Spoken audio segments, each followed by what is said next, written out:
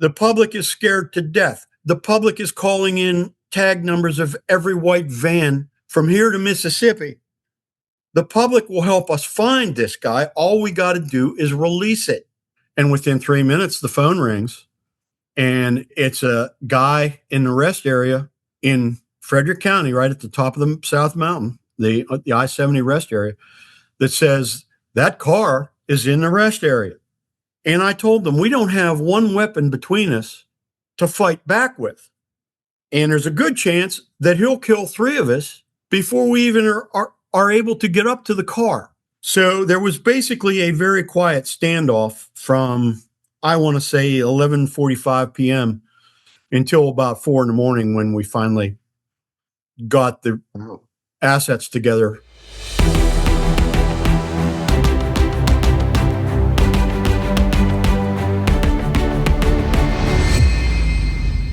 Twenty-three days in late 2022. Okay, the Capitol Beltway, the Washington, D.C., Northern Virginia, Maryland area, lived under a kind of fear that, thank God, most of us never have experienced. That violence, that reign of terror, that was random, that was invisible, that was unpredictable. I mean, you had people zigzagging when they went to get gas and crouching down to get gas. They had friends standing guard while they did their errands. I mean, the schools got closed. No place felt safe to the public. The rules of, the rules of engagement or the rules of protection, they just didn't apply anymore. So I am proud today to welcome our guest, Dave Reichenbaugh. Dave is a retired Maryland State Police lieutenant, and during the Beltway Sniper investigation, served as the on-scene commander during the actual capture of the 2 people, John Allen Muhammad and Lee Boyd Malvo. So this man has the inside scoop. Once it all came together, and I've said in my book, I've said it just about everywhere I've ever spoken. This was the most incredible group of police officers, more than 1,000, that I ever had the honor to work with and be a part of. We were all singularly focused. It didn't matter what your badge said or what your shoulder patch said. We're all on one team. And that's sort of where all of a sudden it broke down, and the old Fed versus state and local came in. There was a real disagreement as to, okay, we know what we're looking for. We've got a tag number. We've got a car. We know who's in the car. What do we do with it? Do we release it? Do we keep it close in and try to find them ourselves? And that's where the argument came in. And of course, the federal government was more on the line of, hey, let's keep this close to the vest, which, if you've worked with federal agents, that's the way they're trained. And I get that. And there's valid reasons sometimes to do that. But as a state officer, and I was in on this meeting, and as luck would have it, because this was at night, I was the highest ranking Maryland State Police trooper in the room. My argument was, listen, public is calling in tag numbers of every white van from here to Mississippi. The public will help us find this guy. All we got to do is release it. And of course, there was a philosophical argument what to do with that. I made a phone call to Colonel Mitchell, and Colonel Mitchell agreed with me. Governor got involved, and the decision was made, well, we don't care what the feds do. We're releasing the information to the public. And it got released. In fact, I was part of releasing that information. And then the license plate number? Yeah. Right? Description, pretty much everything that we had. Good. And at that point, I was sort of persona non grata at the task force office at that point. And the colonel said, you've been up for several days, go home. And home for me was Frederick County at that time. And I started up the road, and this is probably 11:30 at night by this time.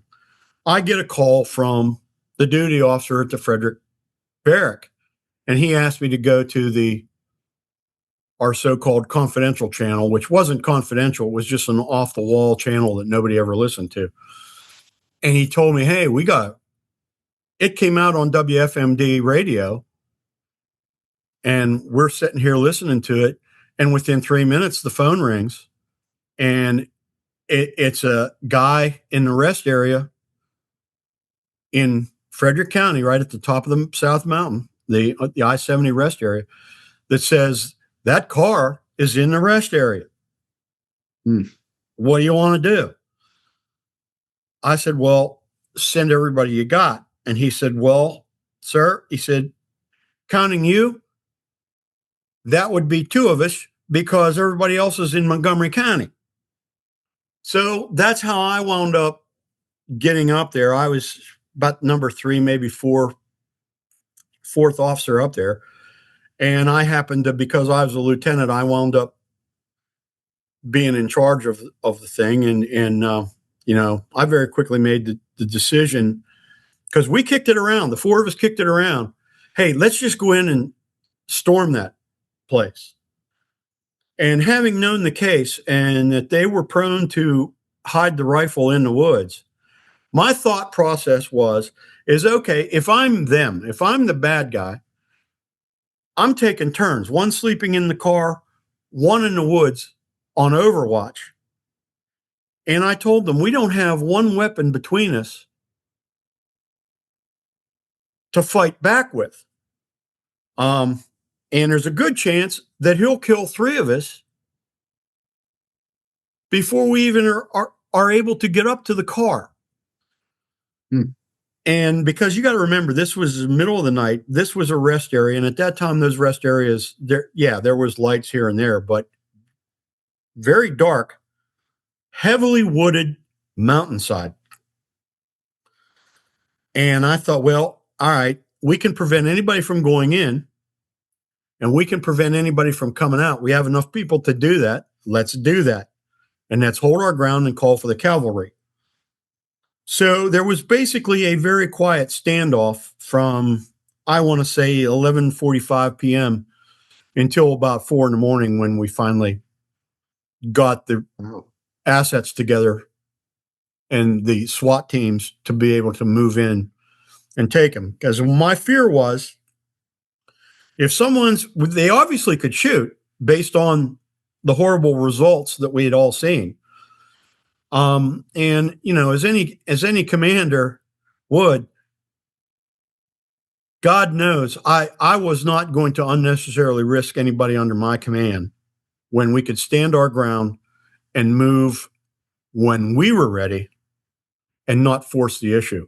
And that's how that all. So how did it go down, Dave? Like, were they both in the car? Were they armed at the time? Yes. Were they sleeping? How did it happen? As it turns out, and as I mentioned before, and I don't mind calling them, they were morons, just as we suspected. It turns out they were both fast asleep in that car. And we had the civilian that had called us and reported the car. They stayed in the rest area, and they were sort of my eyes, if you will, inside the rest area. And, certainly I told them, you stay in that vehicle and you just talk to me. If you see movement around that vehicle, I want to know about it. And so I'm on one cell phone. Now, you got to remember, this is a little bit ancient technology compared to what we have now. I had one cell phone that I'm talking to our witness, our civilian, and that was being relayed through the Frederick Barracks. I had another cell phone that I was talking to the Joint Operations Center in Montgomery County, and a police radio that I'm trying to quietly manage and get the people where I wanted them to be. So now that I think about it, that was forever, but it seemed like it wasn't at the time, because you're so laser focused on Number one, I never thought during this thing that we were going to get out of there without taking casualties. And of course, that's any police commander's worst nightmare is, and if I'd have ordered those troopers in there, they would have said, yes, sir, let's go, without a doubt. And I know that. And it was sort of a little bit of a strain, sort of like holding the canine back for his own safety. So there was a little bit of that. But as it went down, the joint SWAT team, and that's, the Maryland State Police team is called STATE, Special Tactical Assault Team Element. We had elements of Montgomery County SWAT team. We also had FBI. So they had been a team practicing jointly during this whole operation, just suspecting that whenever we did find them, this was going to be a shootout. We all expected it. They were able to infiltrate the woods, and there was some technology that I still will not talk about that was used to sort of determine, okay, there's two warm bodies in that car. The woods appeared to be clear. They were able to move in, walk up, smash a window out, flashbang, and out they came. And I don't believe either of them touched the ground as they were brought out through windows. Didn't bother opening the door. They were brought out through windows and quickly subdued without firing a shot. We didn't hurt the bad guys. None of the good guys got hurt. It really turned out to be a textbook operation. And as I understand it, that's still used in training for various assault teams or SWAT teams around the country. The way that happened and the way it went down. You prepare for the absolute worst and you hope for the best. Well, by God, it turned out perfect. It couldn't have been any better. So the arrest was made without incident. I'm guessing that the weapons were in the vehicle. Did the subjects make any statements? What did they say after the fact? Well, now you have to remember, there was still, I'm going to say 15% of the doubt whether we had the right people or not, because it came together so quickly and there really wasn't time to go back and check and recheck, how investigations do. This was, hey, this is an active situation. Let's move. And we did. So there's still that 15% doubt. There was no weapons, obviously, in looking in the car. And again, that was, I turned from incident commander to now I got to protect the evidence all in the course of a half a second. Because as you can imagine, the police officers wanted to tear the car apart. Nope. Everybody out of the damn car. We're getting a search warrant. Muhammad, who was later executed by the state of Virginia, was terrified. He soiled himself. He very much looked like the defeated suspect that us in law enforcement know when you got him and the bad guy knows he's gotten. And it's that, oh shit, they got me, I'm done look on his face. Malvo, on the other hand, and I was within 6 to 8 feet of him.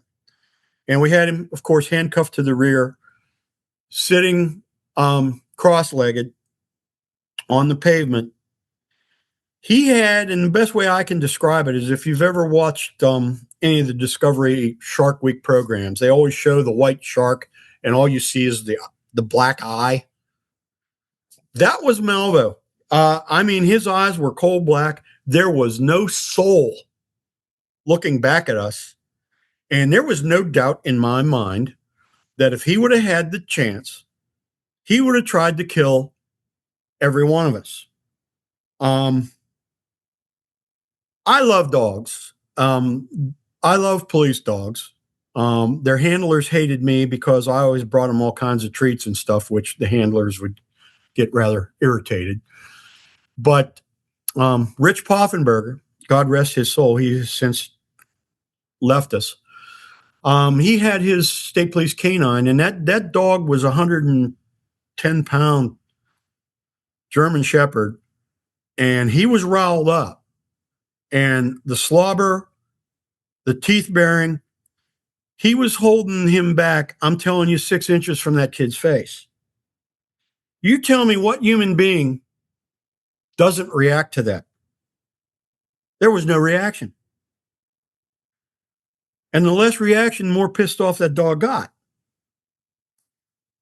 And I also had Trooper Draskovic, who was a rather very large Maryland State Trooper, 6'7", probably 240, and there wasn't any fat on that man. And I had known him for years. And I said, Trooper Draskovic, if he so much as blinks, break his neck. No reaction. None. So he was a stone cold killer. And in the interest of time, we got to keep this moving along. We got other things we need to ask you. But so you do the search warrant. Do you find the guns in the car? What else can you tell us? Yes. The gun was found after we secured the search warrant. So we're now well into daylight by this time. The gun is found underneath the back seat, where the back seat, the back of the back seat could be lowered so that they could move from the passenger area into the trunk, into the prone sniper position. The rifle was found there. And I'm telling you, you couldn't have heard a pin drop, because we're all standing around watching the ATF technicians do their thing. They pulled that rifle out, and it was a collective, we got him. We got the right guys. This is over. Talk about Muhammad Malvo was for a a minute. United States citizen from the Atlanta area, served in the military, was an average soldier at best, but he was an extreme control freak. And the way I've described it, and after all of these years, I still believe this, and I will take this to my grave. Muhammad thought he was smarter than everybody else. Muhammad was the brains. Malvo, for the lack of the better term, was the muscle. I don't believe Muhammad had the stones to do what he did, and Malvo had no soul. So Malvo was looking for a means, and Muhammad served that purpose, fed him, moved him around, enabled him to kill. And as far as Malvo was concerned, he was Muhammad's vessel, if you will. I believe to this day. Dave, you alluded to it earlier, so let's get into it. Mildred Muhammad is the ex-wife of John Muhammad, and she lived in the D.C. area. There was a recent documentary, I think, on Discovery TV, and basically she revealed, and I think others have talked about this since the crimes occurred, that she was the ultimate target of all these mass killings, because in her mind, Muhammad wanted to kill her, but to try to disguise him as the killer of his ex-wife, he would kill all these other people randomly, and she would just be a random victim, and they'd never figure out that he was the actual killer. Talk to me about that. I mean, when did that come out? Obviously, that wasn't during the reign of terror, but when did we learn about Mildred Muhammad, and do you agree that she was the ultimate target? Looking back, I do, but there's a caveat to this. John Muhammad was, and the public generally doesn't know this either, he was a follower of Osama bin Laden. He got disenfranchised for whatever reason. His goal was to move into some barren land out in Western Canada someplace. And he was going to get kids just like Malvo from various parts of the country, disenfranchised kids, train them to be killers, then send sniper teams to various cities around the country and do this. Only one problem. He really didn't have the means to be able to put that plan together.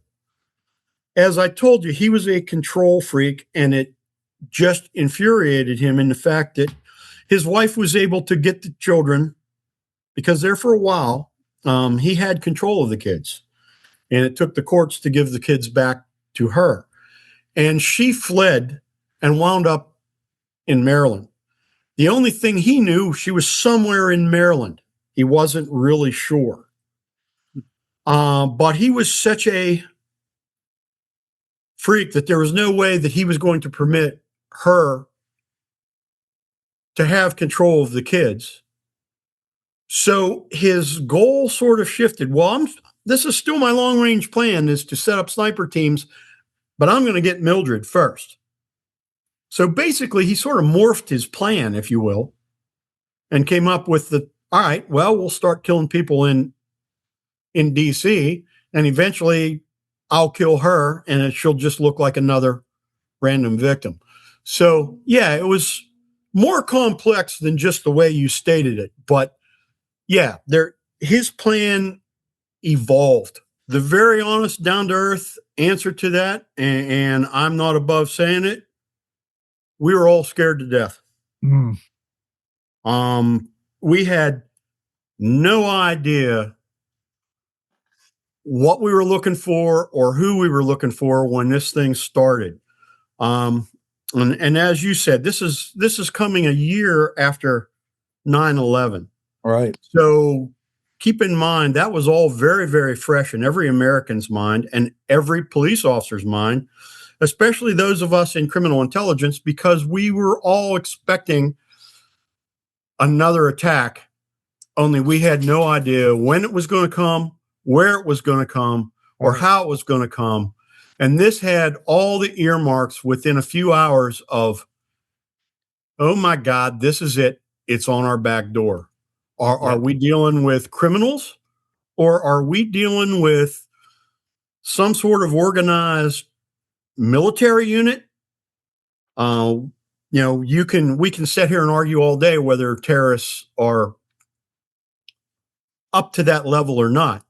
But when you're standing there and you've got a 9mm on your hip and a shotgun in your police car, if you're lucky, you're outgunned right out of the gate.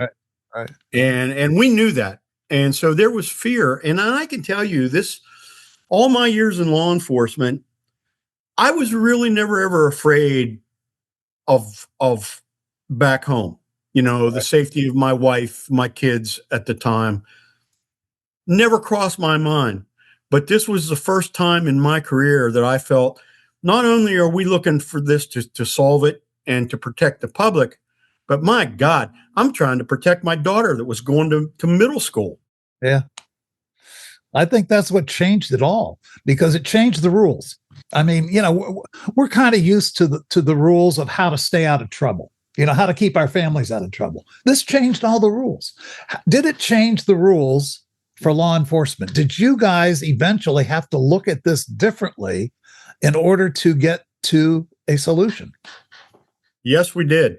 Early on, those first probably 10, 14 days of this, we're really focused on this has got to be an act of terrorism, and these are organized terrorists on a mission.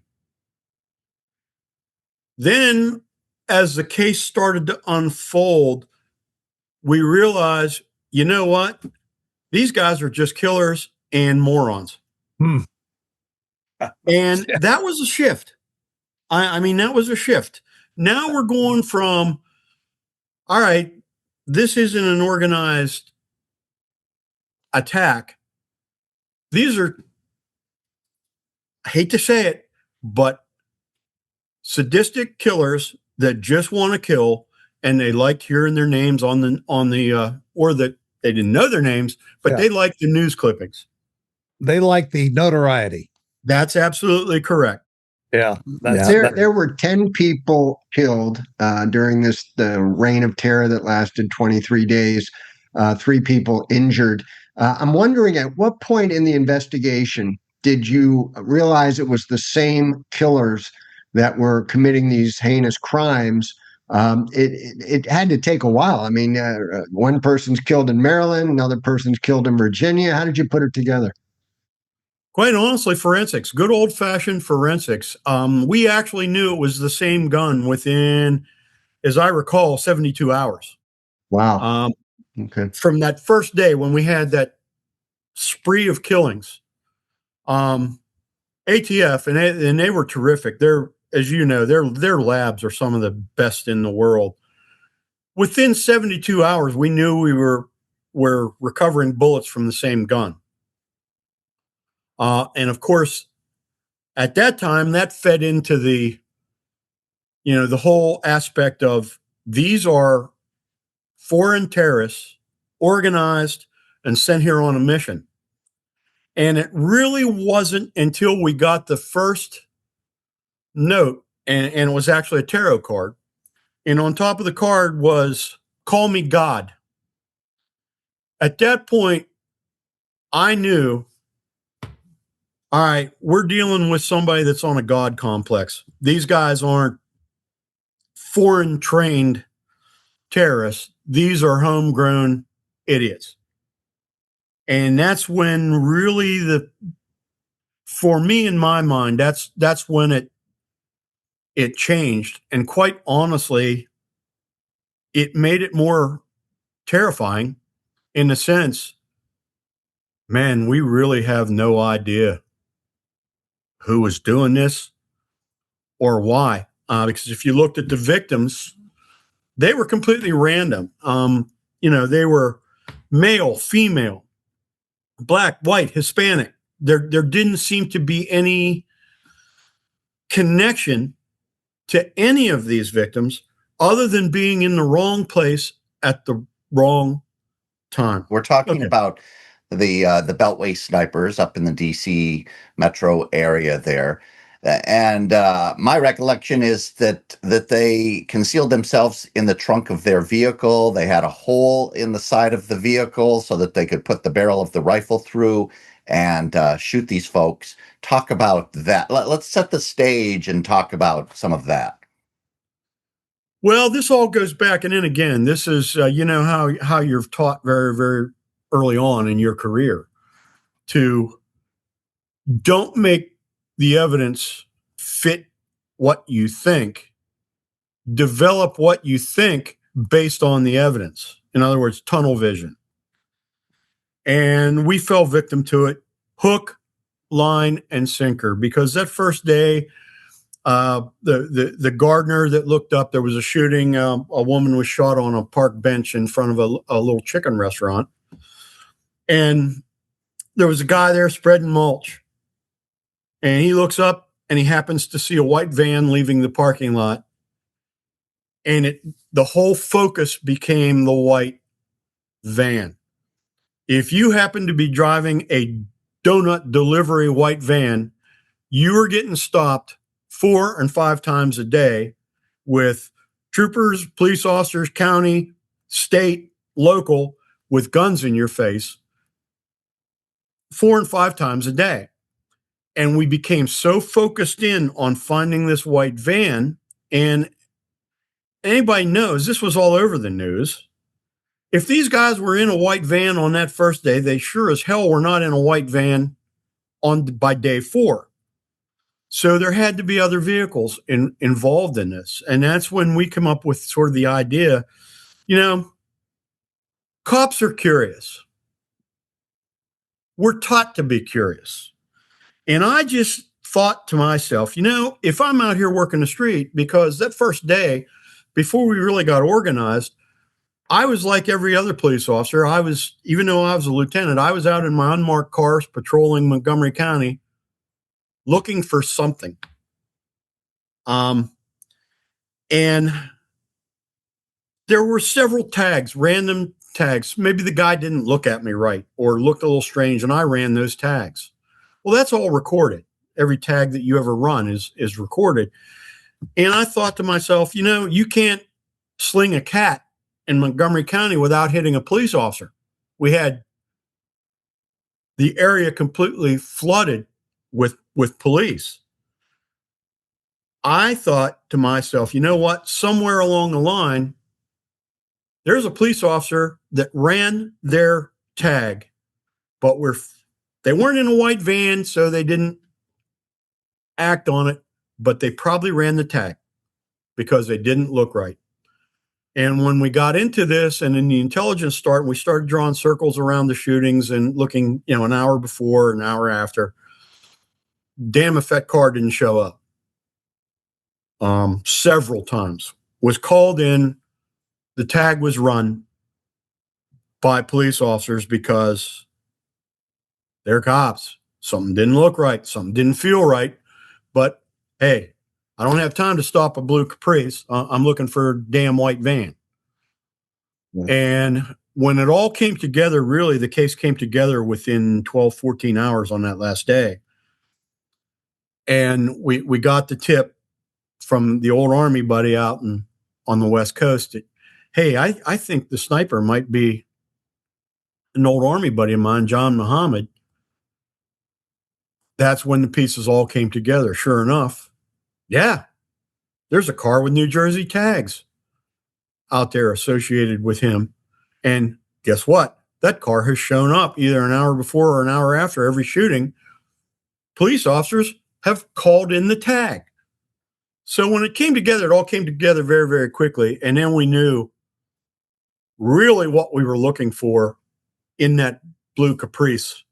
Dave, talk to me about one aspect of this case that we haven't really touched on very deeply, and that is the coordination between fed, state, and local law enforcement. As you said, there were literally hundreds, if not thousands, of officers working this case one way or another.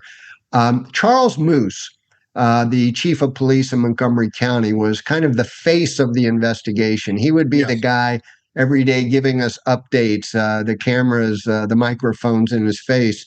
And he really became the case in many ways.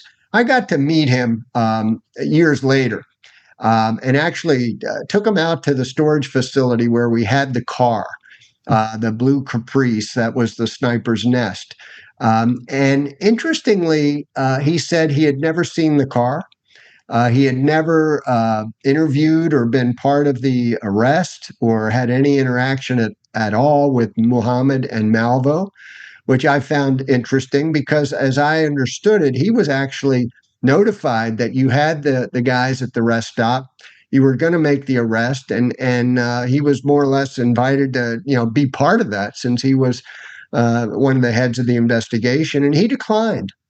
And he told me in a very personal conversation, he said, I couldn't have helped any being there. He said, we had our SWAT team. We had all these other officers that were trained to make the arrest, and he had no reason to be there. I found that interesting because I think a lot of people thought Charles Moose was this egomaniac, loved the attention. He ended up writing a book about it. And yet, to me, he was a very humble man.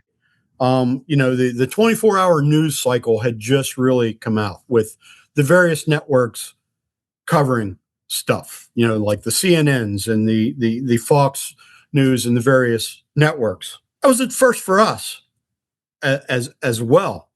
And we really didn't know how to handle it. And the thought process is, well, we need to keep the public informed. We need to tell these news people something. And Chief Moose wound up being the face. And quite honestly, we mistakenly put him out there, 2 or 3 times a day, which was a huge mistake for a lot of reasons. And I think now you see these shootings like the ones that we're currently dealing with now.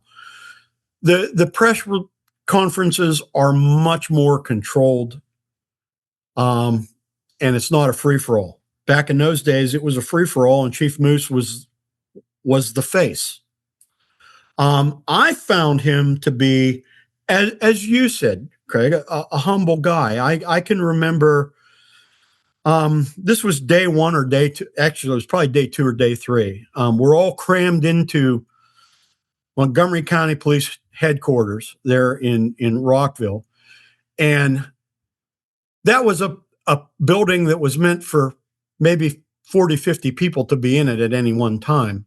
And we have 100 police officers from every agency you can think of, federal and state, crammed in there. And at first, I was answering the phone just like everybody else, taking tips.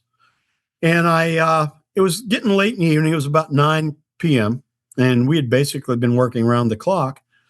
I walked into the hall to go to the men's room, and there was Chief Moose standing there. And he looked at me and he introduced himself, and I introduced myself, and he said, "Trooper, have you had anything to eat?" And I said, "No, sir, there hasn't been time." He says, "Well, let me go get you some food. We got some stuff coming in here. Let me get you a cup of coffee and a sandwich." And I said, "Chief, you don't have to do that." He says, "Oh, yes, I do. You're here for us." And I've never forgotten that. I believe he was a man that cared deeply about his officers. He cared deeply about his community. And he got thrown into a situation that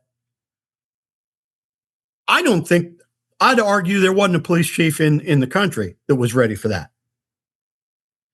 And he did the best he could with what he had to work with. Now, going back, should he be out there 3 and 4 times a day? No. We gave up way too much information to the public.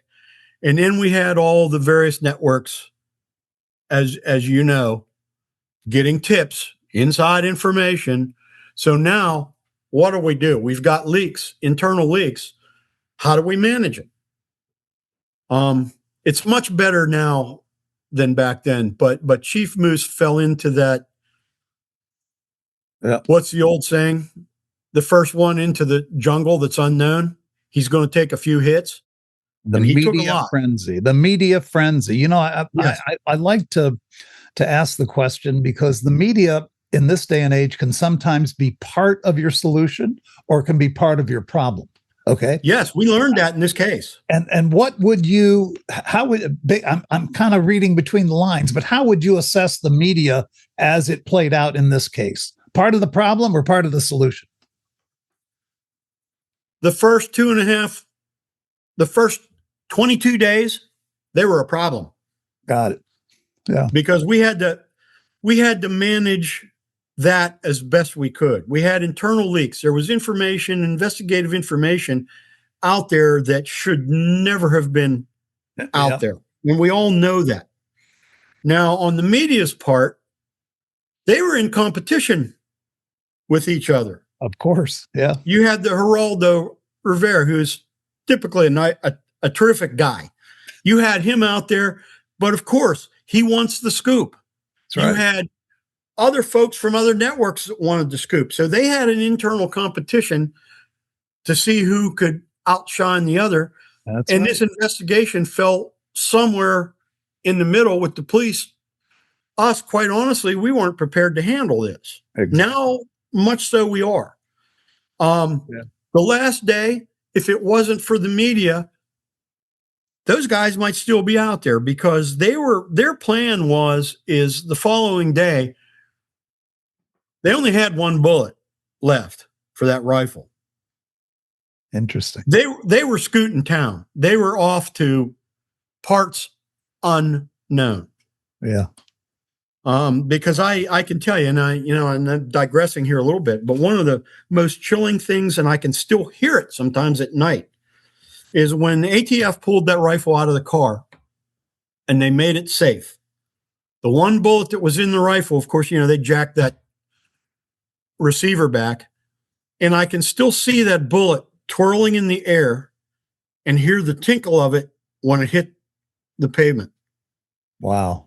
That was the most chilling part of this whole thing for me. It sounds a little ludicrous, but I can still picture that damn bullet coming out of that receiver, sort of twirling in the air and landing on the pavement with a tinkle. Well, the book came about as a part of being furious. Watching, I don't know if you all recall, there was a movie. I think it might have sold 6 tickets. And that was 6 tickets too many. Those people got ripped off. It was called Blue Caprice. And I see it every once in a while on, the various movie channels. And it was about the Beltway Snipers. But if you watched that movie and you knew nothing about law enforcement and you knew nothing about any of this, you watched that movie and you thought,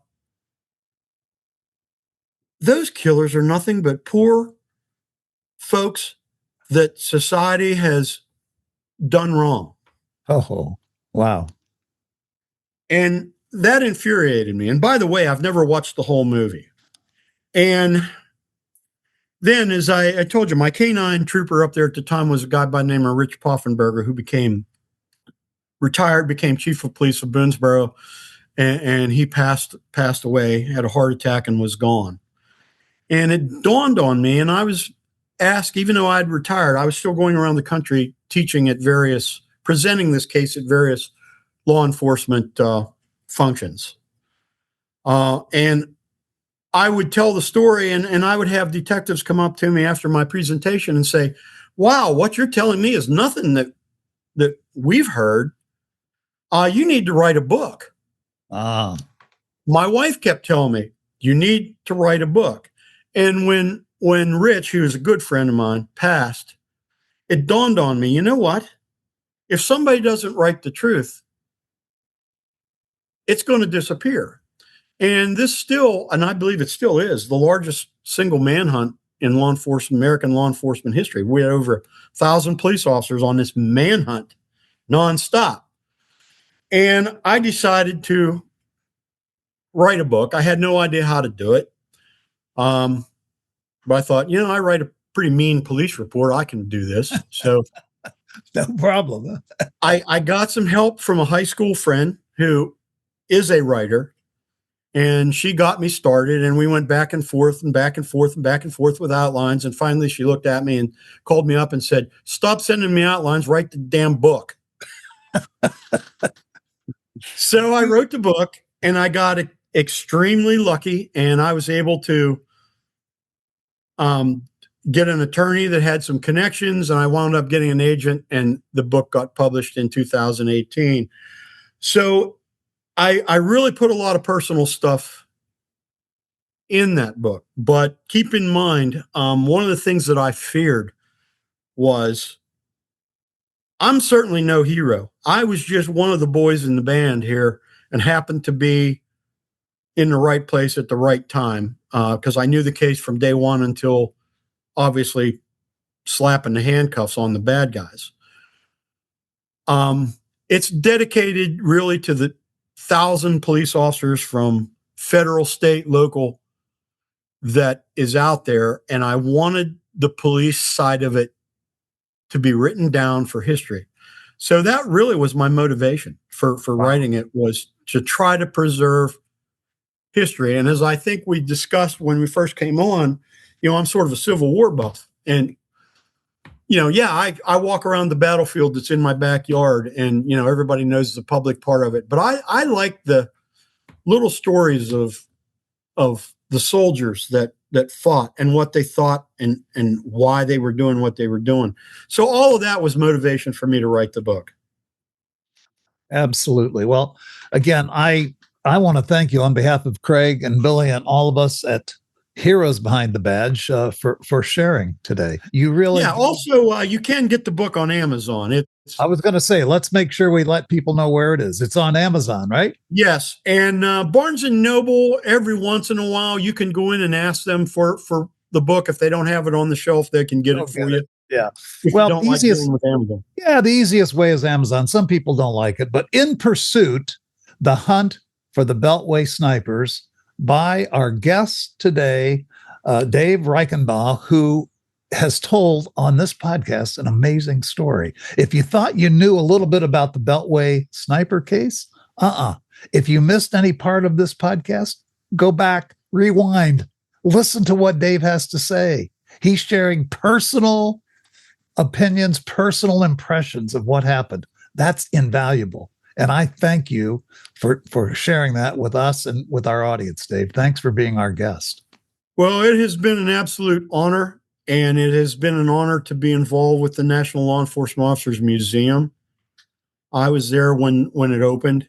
Yes, it's sir. Just an amazing tribute to all of our brothers and sisters serving, past, and unfortunate ones that laid their life down for all of us. Absolutely. It's an honor for me, and I will close with my granddaughter, who's now 12, and this goes back a couple years. She was probably 8 years old, and I took her down within, 2 or 3 weeks when the museum opened, and we paid a little visit, and of course looked at the sniper visit. And I'll never forget. She looked at me and said, "Pap, you're in a museum." So I didn't quite know how to take that. But I think that's a compliment, actually. I think it was. But when you think about it, oh my God, I'm that old. I'm in a museum. And maybe I am at this point, 47 years, I am a museum piece, without a doubt. Thank God. And we're still kicking, buddy. We're still here. Hey, when you wake up and you don't have dirt in your face, it's a good day. Yeah, as long as you're looking down on the grass, that's exactly right. Well, again, many, many thanks, Dave, for what you shared with us today. I want to remind our listeners, our viewers, you have been listening to Heroes Behind the Badge. Yes, our podcast is called Heroes Behind the Badge. We bring stories just like Dave's story. You'll never hear this anywhere else. This is Dave's story that he told to you right here on Heroes Behind the Badge. And we have a lot of them. And I advise you to hit subscribe, hit like, hit follow, hit all three, hit everything you can hit so that you can become a fan of Heroes Behind the Badge. This podcast is presented by Citizens Behind the Badge. Citizens Behind the Badge is the leading voice of the American people in support of the men and women of law enforcement. You can get involved right now, right today, citizensbehindthebadge.org. Some people call it .org, citizensbehindthebadge.org.